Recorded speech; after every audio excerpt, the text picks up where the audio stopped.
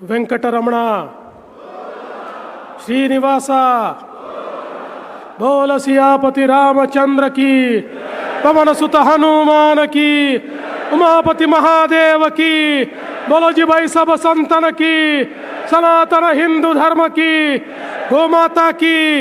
भारत माता की छत्रपति शिवाजी महाराज की। मंच पर उपस्थित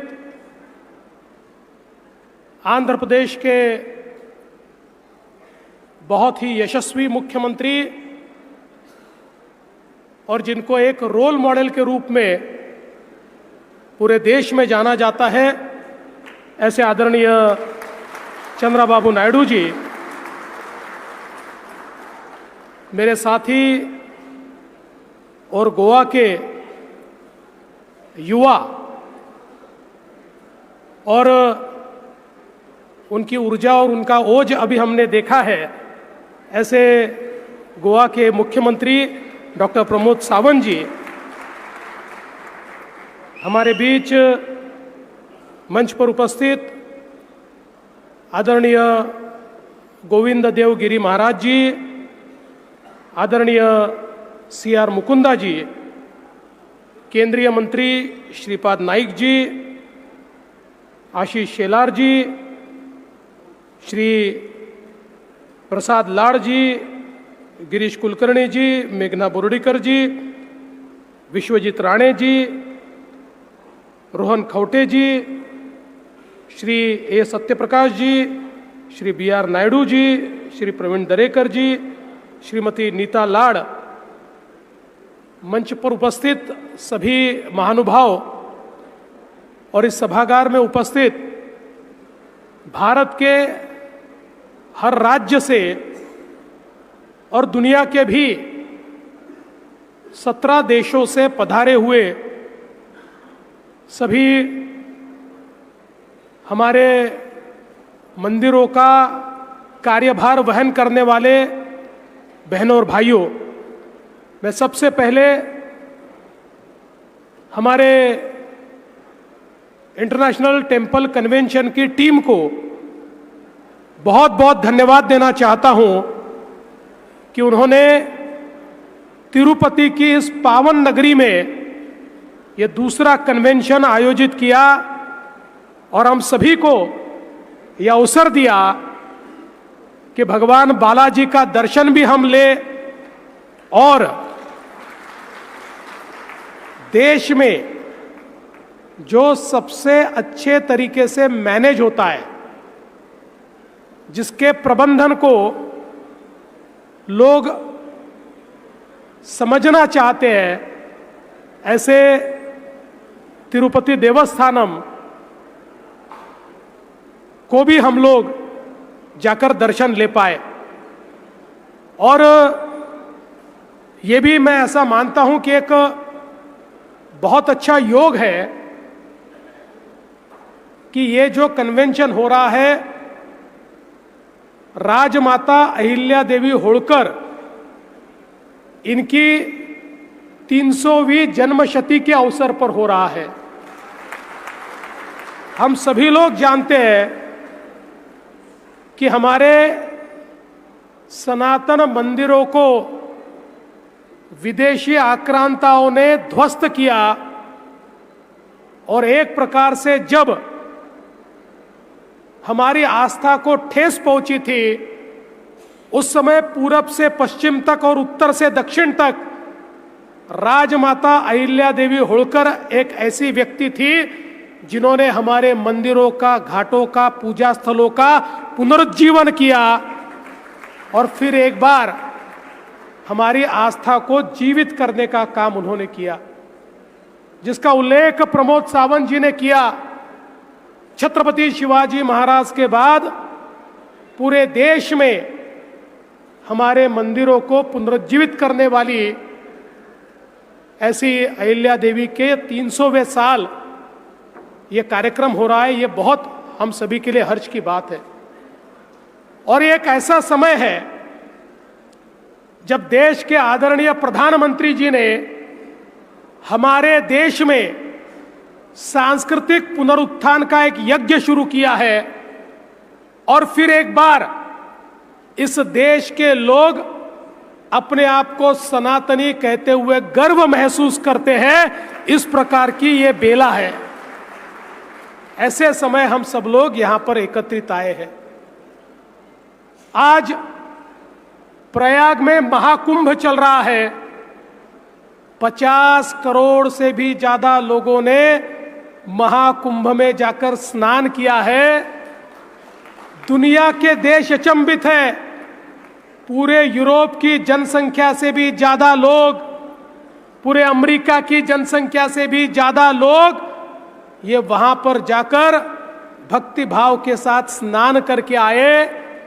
और सबसे बड़ी बात हमारे सनातन की वहां क्या देखने को मिल रही है, कोई किसी को जाति नहीं पूछता, कोई किसी को भाषा नहीं पूछता, कोई किसी को प्रांत नहीं पूछता, कोई किसी को पंथ नहीं पूछता। हम सब एक है, सब सनातन के सेवक है। इस रूप में वहां पर यह कुंभ चल रहा है। आज हम सनातन की जब बात करते हैं तो सनातन का अर्थ क्या है? एक ऐसी जीवन पद्धति जो प्राचीन काल से चलते आ रही है, जिस जीवन पद्धति को कोई मिटा नहीं पाया, जो जीवन पद्धति कभी समाप्त नहीं हो सकती, इसलिए वो सनातन है, क्योंकि वो शाश्वत है। इस प्रकार की जीवन पद्धति हमारी भारतीय जीवन पद्धति है। इस जीवन पद्धति ने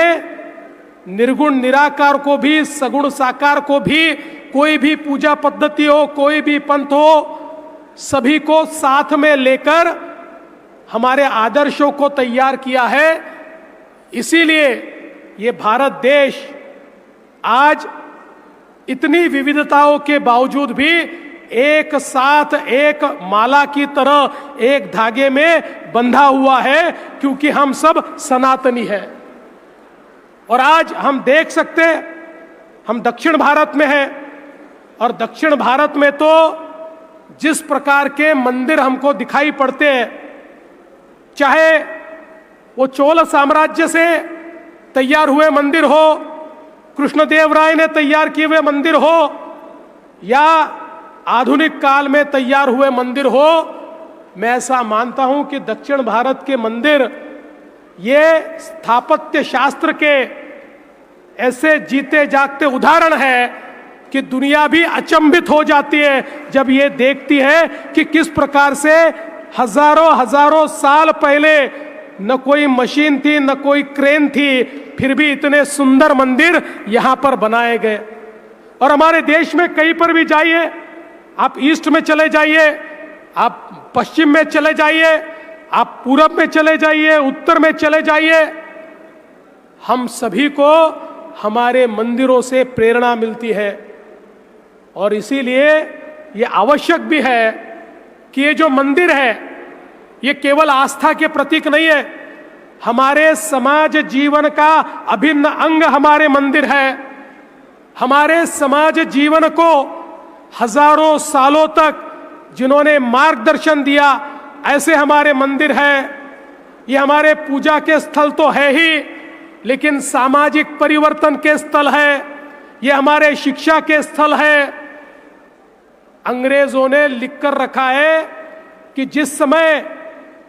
अंग्रेज मद्रास प्रेसिडेंसी में आए,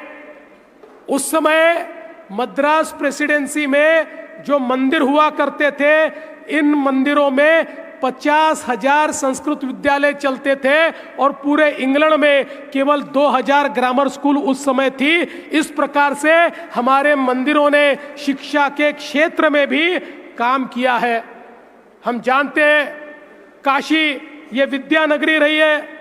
काशी में हमारे पंडितों ने, काशी के विद्वानों ने न केवल धर्मशास्त्र, बल्कि चाहे वो स्थापत्य शास्त्र हो, चाहे वो मेडिकल साइंस हो, ये सारी की सारी विधाओं को, सारी विद्याओं को वहां पर जीवित रखने का काम किया, क्योंकि हमारे धर्म में, हमारी संस्कृति में हमारे मंदिरों की एक अभिन्न भूमिका रही है। और इसी के चलते आज हम लोग जब इस टेम्पल कन्वेंशन में बैठे तो मैं बहुत बधाई दूंगा जिन 10 बिंदुओं के ऊपर ये टेम्पल कन्वेंशन काम कर रहा है, क्योंकि एक बड़ी अर्थव्यवस्था भी हमारे मंदिरों के माध्यम से होती है। एक सर्वे कहता है हमारे 55% भारतीय ये केवल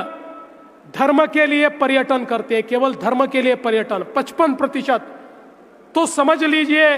कितनी बड़ी अर्थव्यवस्था को एक प्रकार से गति देने का काम हमारे मंदिरों के माध्यम से होता है। और उसके साथ साथ यहाँ पर जहाँ एक और अर्थव्यवस्था का विषय है, वहीं हमारे मंदिरों का व्यवस्थापन उचित तरीके से हो,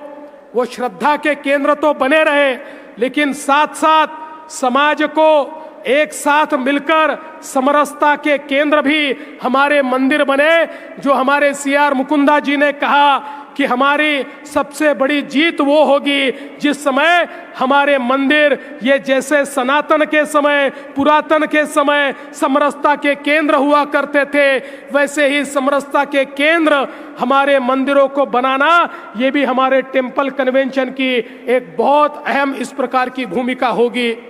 साथ साथ आज जिस प्रकार से अलग अलग चैलेंजेस हमारे सामने आते हैं,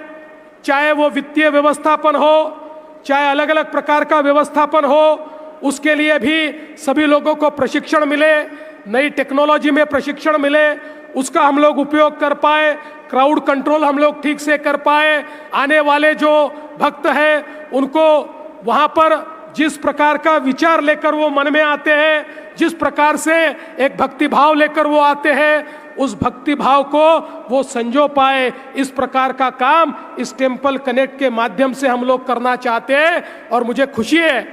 ये जो एक बहुत बड़ी कम्युनिटी तैयार हो रही है, सनातन के विचारों से प्रेरित सभी जो मंदिर है इनको एक साथ लाकर ये जो एक बहुत बड़ी कम्युनिटी तैयार हो रही है, ये निश्चित रूप से आने वाले दिनों में एक हमारे सारे मंदिरों को एक नई राह दिखाएंगी, एक नए विकास की ओर ले जाएंगी। और मेरा विश्वास है आज देश में हम लोग देखते हैं, चाहे वो तिरुपति का मंदिर हो या महाराष्ट्र में गजानन महाराज का मंदिर हो, एक सरकारी ट्रस्ट है जो इतना सुंदर चलता है, दूसरा प्राइवेट ट्रस्ट है वो भी सुंदर चलता है। तो एक प्रकार से ये जो अच्छा चलाने वाले लोग हैं इनसे हम लोग सीखें और हम अपने मंदिरों को अच्छे तरीके से यहाँ पर चलाएं, ताकि मंदिर ये समाज परिवर्तन का केंद्र हो, ये समाज एकत्रीकरण का केंद्र हो, ये सामाजिक अभिसरण का केंद्र हो। इस प्रकार का प्रयास इस माध्यम से हम लोग करने वाले हैं। मैं आज अधिक समय नहीं लूंगा, लेकिन बहुत बहुत धन्यवाद देना चाहता हूं टेम्पल कन्वेंशन की इस पूरी टीम को जिन्होंने ये पहल की है। और मेरा विश्वास है आने वाले दिनों में ये पहल और बड़ी होगी और बड़े पैमाने पर हमारे सारे मंदिर इसमें जुड़ेंगे और सनातन को एक नई राह पर ले जाने का काम हम सब लोग मिलकर करेंगे। इस विश्वास के साथ मैं आपको बहुत बहुत धन्यवाद देता हूं। धन्यवाद। जय हिंद, जय भारत।